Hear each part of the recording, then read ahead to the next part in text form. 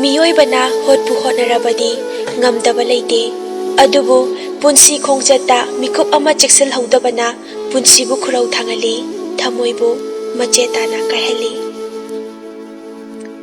ꯂꯣꯛꯇꯥꯛ ꯁ꯭ꯇꯨꯗꯤꯑꯣꯕꯨ ꯅꯨꯡꯁꯤꯕꯤꯗꯨꯅ channel ꯑꯁꯤꯕꯨ ꯃꯤꯠꯌꯦꯡ ꯇꯥꯕꯤꯔꯤꯕ ꯃꯌꯥꯝꯕꯨ ꯑꯃꯨꯛꯀ ꯍꯟꯅ ꯇꯔꯥꯝꯅ ꯑꯣꯛꯆꯔꯤ꯫ ꯕꯤ.ꯀꯦ. ꯁꯣꯔꯌꯥꯡꯂꯦꯝꯅ ꯏꯕꯤꯔꯛꯄ "ꯑꯉꯥꯡꯒꯤ ꯃꯄꯥꯗꯤ ꯅꯪꯅꯤ" ꯍꯥꯏꯅ ꯃꯤꯡꯊꯣꯟꯖꯕ ꯋꯥꯔꯤ ꯑꯁꯤꯒꯤ ꯑꯍꯥꯟꯕ ꯄꯥꯔꯠ 1 ꯇꯥꯕꯤꯈ꯭ꯔꯕ ꯃꯇꯨꯡ ꯉꯁꯤ ꯑꯅꯤꯁꯨꯕ ꯄꯥꯔꯠ ꯄꯨꯗꯨꯅ ꯂꯥꯛꯆꯔꯤ꯫ ꯋꯥꯔꯤ ꯑꯁꯤ ꯍꯧꯖꯔꯒꯦ꯫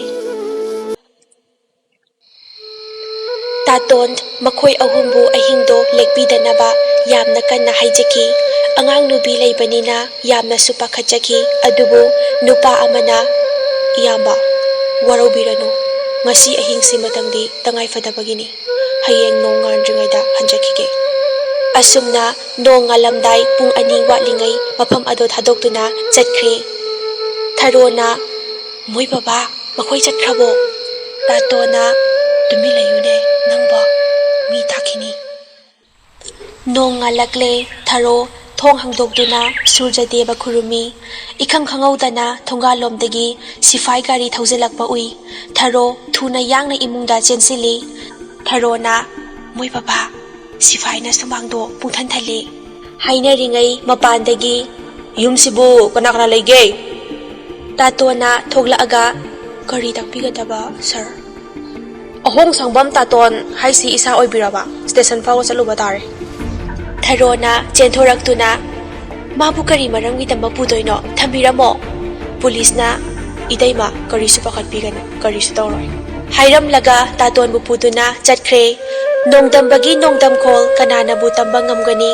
ꯆꯔꯥ 2 ꯁꯨꯅ ꯆꯥꯕ ꯐꯪꯗꯗꯨꯅ ꯋꯥꯖꯔꯤꯕ ꯏꯃꯨꯡꯗꯣ ꯍꯦꯟꯅ ꯆꯩꯅꯥ ꯑꯃꯁꯨ ꯄꯤꯕꯤꯔꯦ꯫ ꯊꯔꯣꯁꯪꯕꯤ ꯃꯄꯨꯔꯣꯏꯕ ꯍꯜꯂꯛꯇ꯭ꯔꯕꯗ ꯑꯣꯟꯅ ꯊꯣꯏꯅ ꯄꯤꯛꯂꯤꯕ ꯃꯆꯥꯕꯨ ꯀꯣꯟꯗꯨꯅ ꯀꯞꯆꯩ꯫ ꯃꯇꯧ ꯑꯁꯨꯝ ꯇꯧꯅ ꯊꯔꯣ ꯃꯃꯤꯠꯇꯒꯤ ꯃꯄꯤ ꯁꯤꯡꯊꯗꯨꯅ ꯃꯆꯥꯗ ꯋꯥꯔꯤ ꯂꯤꯔꯛꯏ꯫ ꯂꯩꯁꯅꯥꯅ "ꯏꯃꯥ, ꯀꯞꯂꯅꯨꯁꯦ, ꯅꯨꯃꯤꯠꯇꯣ ꯑꯩꯁꯨ ꯃꯤꯠꯇ ꯁꯪꯁꯪꯅ ꯎꯔꯤ, ꯕꯕꯥꯅ ꯐꯤꯕꯝ ꯀꯥꯏꯅ ꯄꯨꯂꯤꯁ ꯁ꯭ꯇꯦꯁꯟꯗꯒꯤ ꯁꯣꯏꯅꯥꯏꯔꯕ ꯑꯃꯒꯨꯝ ꯍꯜꯂꯛꯈꯤꯕꯗꯣ"꯫ ꯇꯥꯇꯣꯅ "ꯏꯕꯦꯝꯃ, ꯏꯄꯥꯒꯤ ꯑꯁꯥꯗꯤ ꯅꯪ ꯈꯛꯇ ꯉꯥꯏꯔꯕꯅꯤ꯫ ꯍꯧꯖꯤꯛꯇꯤ ꯏꯄꯥꯁꯨ ꯏꯆꯥꯒꯤ ꯃꯄꯥꯟꯗꯒꯤ ꯃꯤꯒ ꯃꯤꯃꯥꯟꯅꯅ ꯍꯤꯡꯕ ꯉꯝꯂꯦ꯫ ꯏꯆꯥꯅ ꯁꯣꯏꯗꯅ ꯃꯤꯑꯣꯏꯕ ꯁꯃꯥꯖ ꯑꯁꯤꯒꯤ ꯀꯔꯤꯒꯨꯝꯕ ꯈꯔꯗꯤ ꯇꯧꯔꯛꯀꯗꯕꯅꯤꯀꯣ"꯫ ꯂꯩꯁꯅꯥ ꯃꯃꯥ ꯃꯄꯥꯒꯤ ꯊꯥꯖꯕꯕꯨꯁꯨ ꯃꯥꯡꯍꯟꯅꯤꯡꯗꯦ꯫ ꯑꯃꯔꯣꯝꯗ ꯃꯥꯒꯤ ꯑꯣꯏꯔꯤꯕ ꯐꯤꯚꯝ ꯑꯁꯤꯅ ꯀꯝꯗꯧꯕ?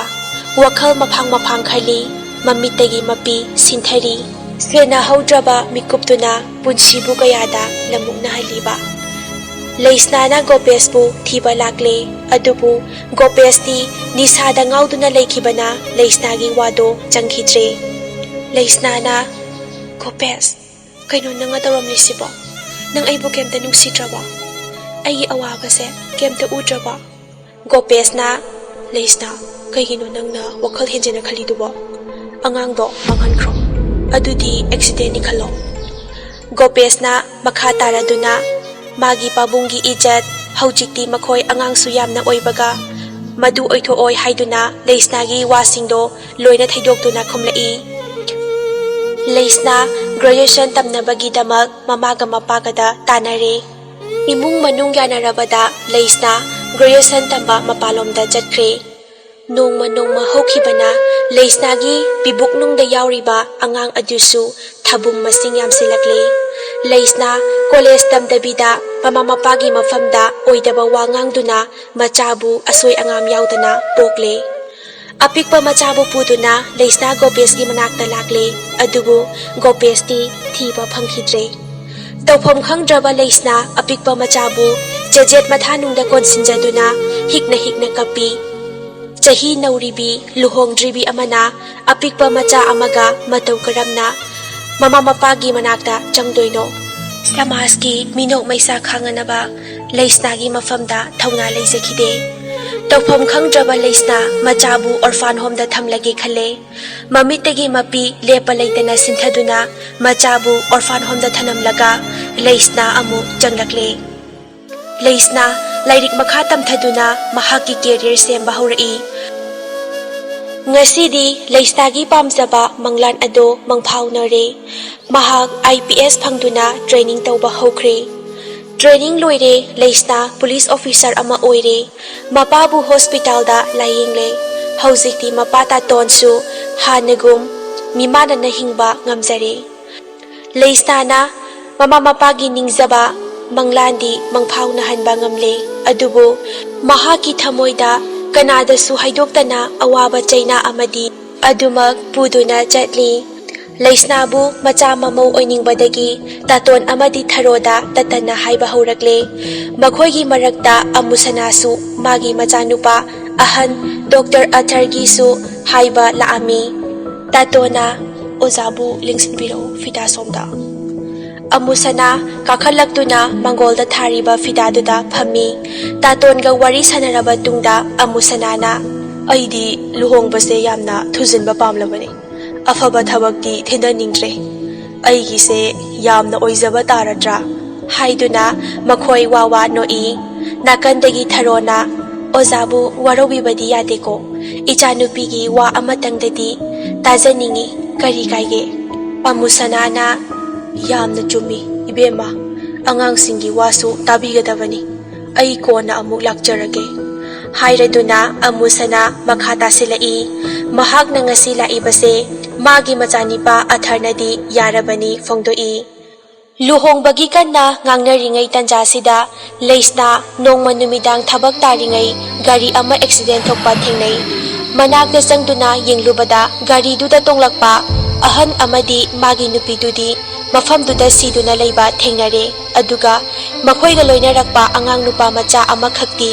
yam sathina soktuna leiramba thengnare Leisnagi timduna angang nupa machado hospital da pukhatpiduna layingbire doctor na angang sigi mioi kana kana yaubige angang si khara serious oire magi blood khara darkar oire Leisna na yani doctor aikhoi leijei magi maramda kana investigation tauri imungi mioi amatadi haujik makidi laktri doctor na officer aduda luribadi magi blood group se B negative oiba haujik mak changadabani Leisna na adudi yamna phare madam aigi blood group ka manare ai hekta mating pangjarage changlasi angang asigi mari makhong thirubada angang si atai kanasu oiramdre mahaki mabuk thoki macha mahakna samas ki minok maisa mama pagi mingcha thiba kaya kibadagi orphan home da thambikhiba machadu oiramle Leisna machabu uzabada pumnama kaukhiduna machabu manaka thamlagi ningduna magi quarter da purai Leisnagi pau phangbada khoisaunaraba mama tharo magi quarter da laktuna machada tharona Leisna kaino nanga tawrisibo mafam marang khangdaba angang mamaga nanga hekta laiminarisibo Leisna na ima adumaina haigano mahak mafam marang khangdaba angang nati Tharona adudi kanano ha angang se nangi na cha oiba yagadawribro Leisna na mane aigi ichane ima Mama tharo khangpre khangna kari haiba nangi na chane haiba luhonga dawbadi hayeng da ngaire karino nanga tawriba mayam sibo Leisna na sauraduna khumai kanagi luhongba karigi luhong dawriba ima ai luhongba ngamkhiroi ai tagodaba yana watli hairaga kapi Tharona karigino angangsina nangna asugana minungsi ulisibo wari wakhong su khangdaba angangsida Leisna na yare tokpiro ima makha tabiranu maraibak thiraba angangne magini haibada kanasu leitrabane ima ai angangse yamna nungsiye Tharona o nang angangsiga adum laiminarage haibro Leisna na nate ima magi tang taba amatangdi khangnaba honakhige asumna Leisna na mamabu themduna chalhankre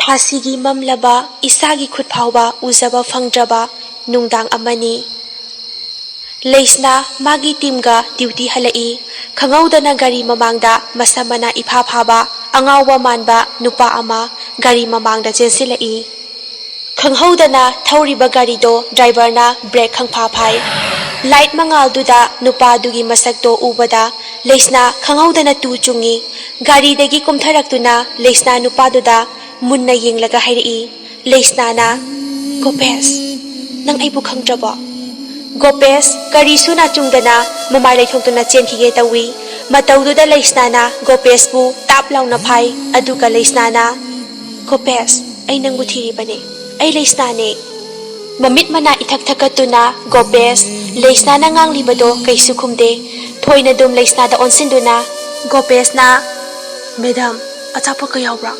Kita bibiramu ba? Ay chahamalame. Leisna machagi damak leirakpa achapo to puthoktuna Gopes ta pire aduga Gopes bu mayumgi gate phauba thinbirami lambida gari thongwa thawna Leisna machinda soli Gopes, nang aibu taseng na kaurabra? Kaino nang na oramniba mawong sibo? Nongale Leisna numit kun taret nigi suti lauduna machabu puraga mayumda chatlami gari tonga tongna khali Mabu, aibu taseng na kauraba jala. Natraga, aigi dress hetpaduda khangdraba jala.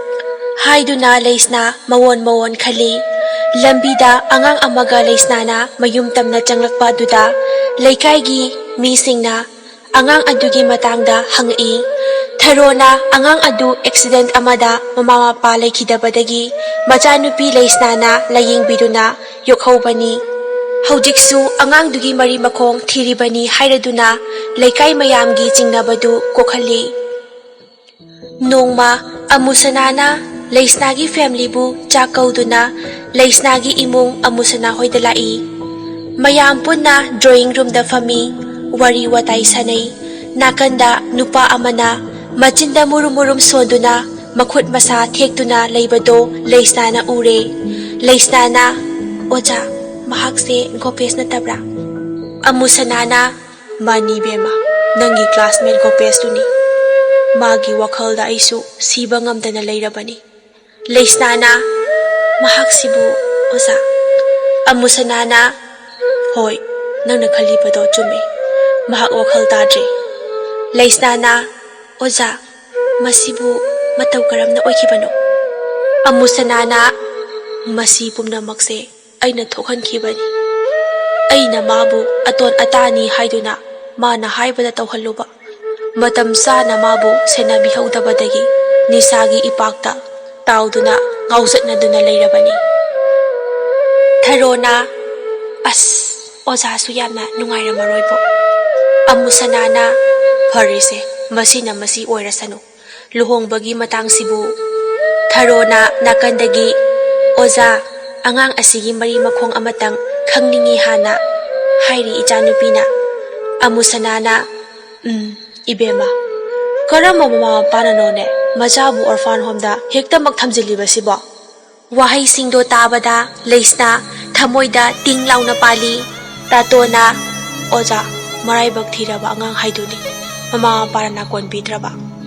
Tharona wapang silaktuna mane angang sibu yopiba mama padusu laibak thibadagi accident da laikhidre icha nupina angang sigi mataw yengba ngamdabadagi hauzik lairiba phibam sini makhoina sanariba wasingdo Leisna taba ngamlaktre adubu asengba achumba haidoknabagi thaunadi Leisna laikhide Leisna na machabu konsenduna manakta thamgadra natraga mama mapana siliba luhongbadu yaduna mahaki anauba punsi amada chatlagadra haibadu mathangi part 3 da puduna lakjarage mayam wari asibu nungaibiragadi like subscribe tawbiramo aduga wari asigi makhakari ohenba pambibage haibadu comments da haibiramo mayambu amuka hana khurumjari